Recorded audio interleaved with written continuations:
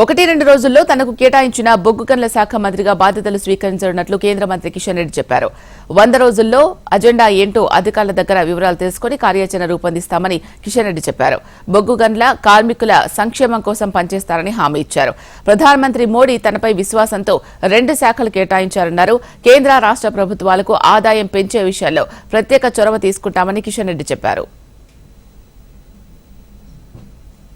1-2 రోజుల్లో బాధ్యతలు చేపట్టిన తర్వాత అధికారులతో చర్చించి 100 రోజుల్లో ఎజెండా ఏంటి, రానున్న రోజుల్లో ఏ రకంగా మరి ఈ 2 మంత్రిత్వ శాఖల గురించి వివరాలు తెలుసుకొని మరి దానిపైన కార్యాచరణ ప్రణాళిక రూపొందిస్తాము. ముఖ్యంగా దేశంలో పవర్ కానీ ఎనర్జీ కానీ వీటికి సంబంధించి కోలే ప్రధానమైనటువంటి కీలక పాత్ర పోషిస్తున్న విషయం మీకు తెలుసు.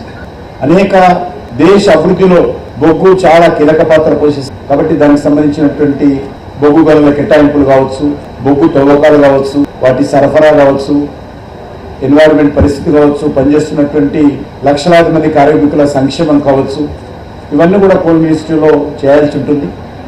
నాకు పూర్తి విశ్వాసం ఉంది.